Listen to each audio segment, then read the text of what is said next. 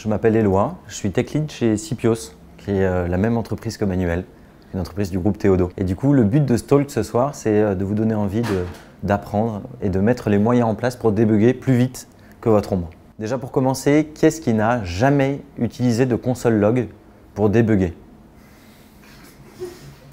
Ok, ça va, je vois qu'on est à peu près tous dans le même bateau. Donc après une rapide intro, je parlerai plutôt d'une partie méthodologique pour appréhender le debugging et enfin en tout cas ce que je considère comme étant l'état de l'art pour les outils à mettre en place pour débugger. Si je vous parlais du console log, c'est que je suis vraiment pas un grand fan du console log et je considère qu'il y a des outils bien plus performants. Déjà le debugging, ça prend. Pourquoi est-ce que je vous dis ça? C'est que quand j'ai commencé à débugger, j'ai vécu des moments difficiles. Un beau matin, je décidais de prendre un bug assez simple en front. Je lance mon application en local, je mets un console, il y avait un appel qui ne se faisait pas au back, je mets un console log sur le service en question. Je lance mon application, je regarde ma console, bon, rien ne se passe. J'ai dû me tromper quelque part. Je mets le console log à l'endroit, à la fonction qui est appelée par le clic sur le bouton. Le projet se reload. Heureusement, j'ai dû être reload. Je regarde ma console, rien ne se passe. Je recommence encore et encore. Une demi-heure plus tard, j'y étais toujours. J'avais oublié de mettre les bonnes informations dans le console log. J'avais oublié de set la variable en local pour débugger. Bref, c'était la boucle infernale. Je me suis dit, allez, ça suffit. Il faut se former.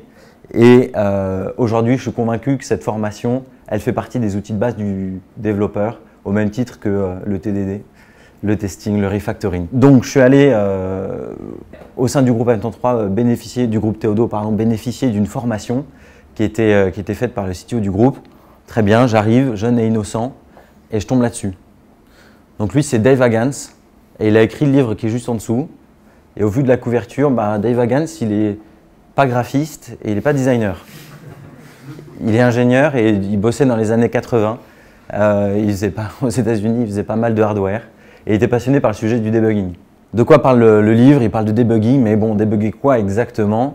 Il donne plusieurs exemples, donc il parle notamment de débugger un frigo, de débugger une voiture. Donc après tout, pourquoi pas débugger une application web? Ce que je trouve intéressant avec son approche, c'est que c'est agnostique de la technologie, vous l'aurez compris, et ça permet d'avoir un cadre très théorique et donc qui est un peu rassurant quand on arrive dans la jungle du debugging, qui est un peu rassurant pour appréhender des systèmes qui sont suffisamment complexes pour nous perdre.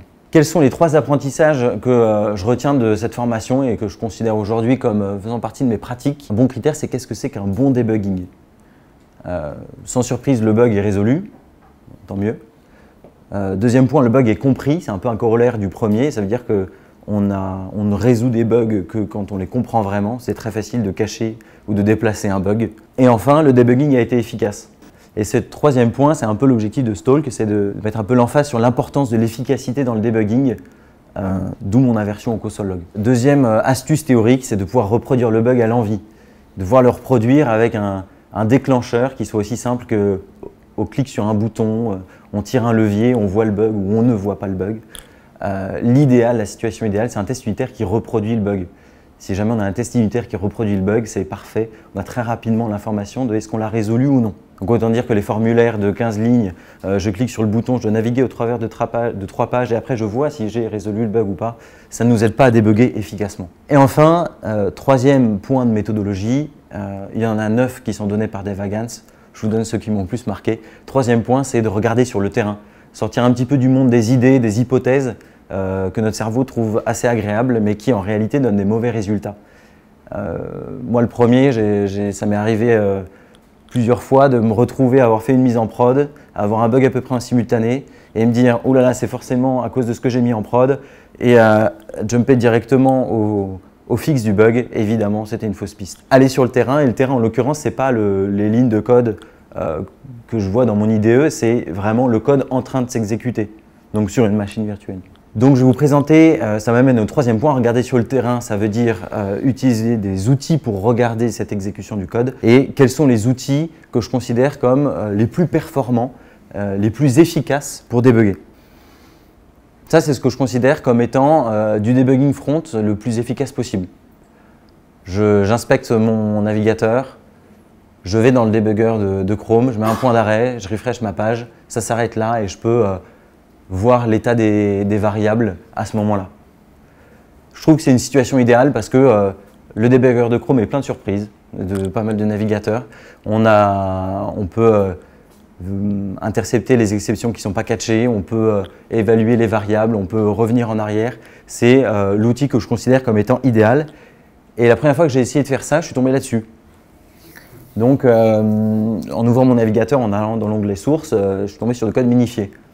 Donc, le code minifié, ça répond à deux objectifs. Le premier, c'est un objectif de performance pour éviter d'avoir des fichiers trop longs à charger. Et le deuxième objectif, c'est aussi un objectif de sécurité pour éviter que le code soit lisible en clair en prod. Et du coup, ça n'aide pas à débugger. Et donc, cet outil que je considère comme essentiel pour pouvoir débugger, c'est-à-dire utiliser le débugger front, évidemment pas en production, mais en pré-prod, eh bien, ça nécessite d'avoir les source maps d'activer. Les source maps, c'est un fichier qui est généré au moment du build de l'application et qui vient en complément du fichier minifié. On peut le mettre à disposition, on peut l'avoir sur sa machine en local.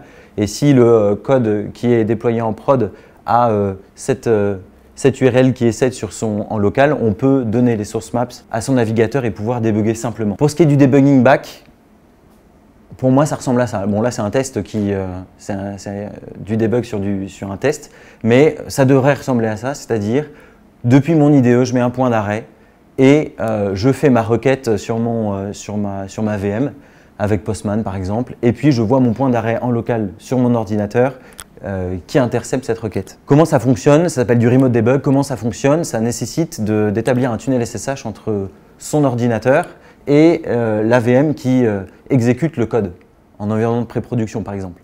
Il y a un tunnel SSH dans lequel passe un protocole de debug qui s'appelle du JSON. Et donc, c'est brancher son IDE sur le port debug de la VM. C'est très puissant, si jamais vous n'avez jamais eu l'occasion de le faire, c'est très intéressant à faire, c'est très satisfaisant. Point d'attention, ça bloque tous les autres utilisateurs si jamais du pod qui utilise le pod en question. Si jamais votre requête s'arrête sur votre point d'arrêt, ça bloque tous les autres. Globalement, en conclusion, ce que je trouve intéressant avec ces outils, c'est qu'il n'y en a aucun qui vient facile, prêt à l'emploi. Et c'est ce qui fait qu'aujourd'hui, utiliser un console log, ça reste toujours plus rapide.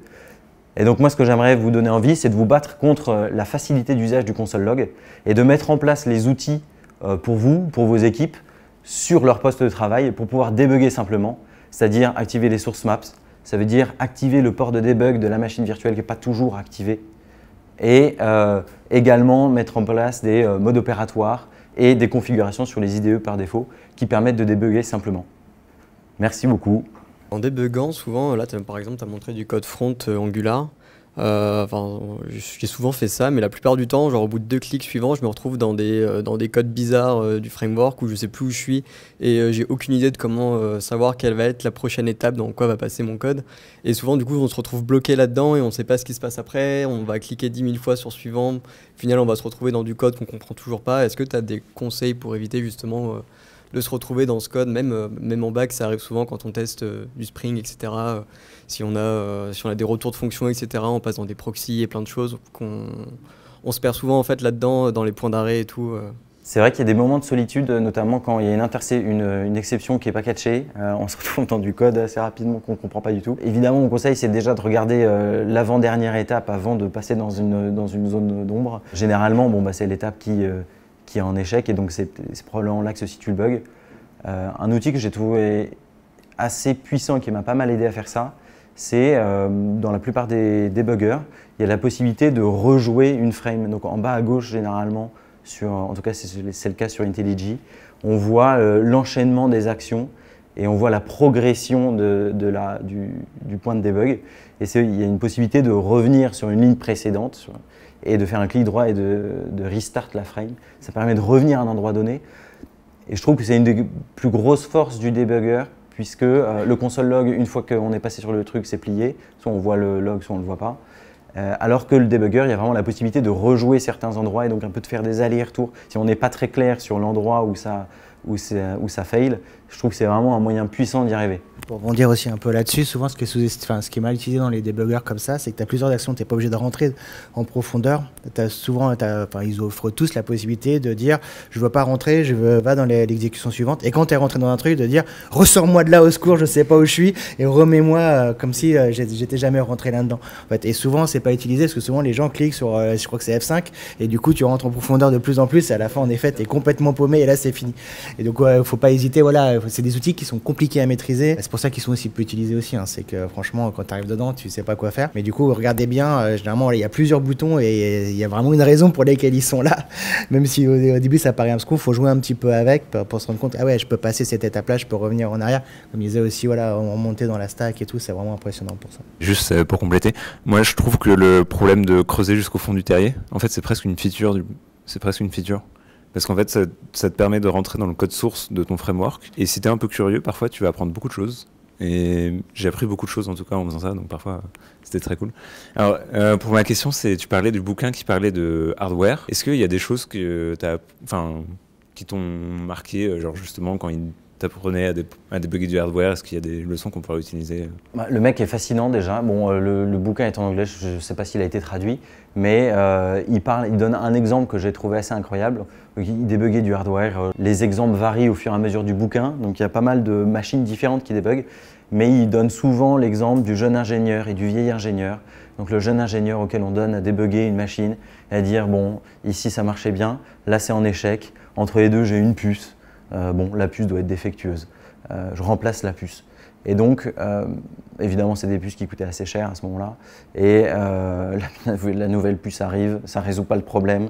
Il y a eu 2 mois de lead time. Et donc, c'est le moment du vieil ingénieur d'arriver et de dire « Ok, on va peut-être regarder un peu plus profondément ». Ce qui m'a marqué plus particulièrement, c'est que lui, son premier conseil, sa première règle, c'est understand the system, et donc le but c'est de lire le manuel parce que faisant du hardware, tout est marqué dans le manuel et c'est très difficile, c'était pas possible à ce moment-là de trouver sur internet 10 000 personnes sur Stack Overflow qui ont eu la même merde. Et donc la différence, je trouve, entre le debugging sur du hardware et ce que nous on a sur du soft est assez frappante. Le manuel, on n'a plus besoin de le lire, en tout cas pas en systématique, donc on a besoin de le lire plus ponctuellement. Et ensuite, lui avait un déficit d'outils qui est impressionnant. En fait, il n'avait pas tellement d'outils pour mesurer dans tel sous-système. Attends, je vais essayer de mesurer le voltage parce que du coup, c'était des signaux en créneau et donc il doit essayer de trouver est-ce que le voltage est le bon à cet endroit-là. C'était une galère monstre et lui, il est venu à la dernière session de notre formation et lui, il est émerveillé par l'usage du debugger. Il dit, mais en fait, vous avez l'outil ultime pour comprendre à n'importe quel moment quel est l'état des variables de votre système, c'est incroyable, j'aurais adoré avoir ça. Ça m'a pas mal marqué. Je trouvais que c'était vraiment stylé. Dans le cas idéal, tu dis il faut aller sur le terrain. Donc par exemple, dans le cas d'un bug en prod, l'idéal serait de débugger en prod. Mais j'ai pas de source map et si je me connecte si je fais un tunnel à la VM, je bloque les utilisateurs. Quelle est ta méthode pour débugger en prod? Bon, évidemment, la situation n'est pas vraiment idéale pour le coup, de devoir débugger en prod. Pour ce qui est du sujet de bloquer les autres utilisateurs, heureusement, il y a encore plein de choses à apprendre sur les points de debug. On peut faire un clic droit sur le point de debug et mettre des conditions dessus. Ça, quand j'ai appris ça, j'étais tout émerveillé. On peut mettre des conditions sur qu'est-ce qui va déclencher ou pas l'arrêt sur ce point de debug. Ça, c'est très pratique si tu veux éviter de bloquer les autres utilisateurs. Il n'y a pas de magie. Si jamais tu n'as pas fait le setup préalable pour pouvoir débugger, si le port de debug n'est pas ouvert, il y a une possibilité d'y aller un peu à l'arrache et donc de se dire tant pis pour la sécurité pendant quelques heures, le temps que je débug, j'active le port de debug et on voit ce qui se passe. Encore faut-il avoir les droits pour pouvoir faire un tunnel SSH sur la VM en prod, c'est toujours un peu la même chose. Voilà, donc l'idéal ce serait d'avoir ces droits-là dans l'hypothèse où, et sinon essayer de reproduire dans l'environnement le plus proche de la prod. Mais voilà, je suppose qu'à ce moment-là, c'est pas ce que tu recherches.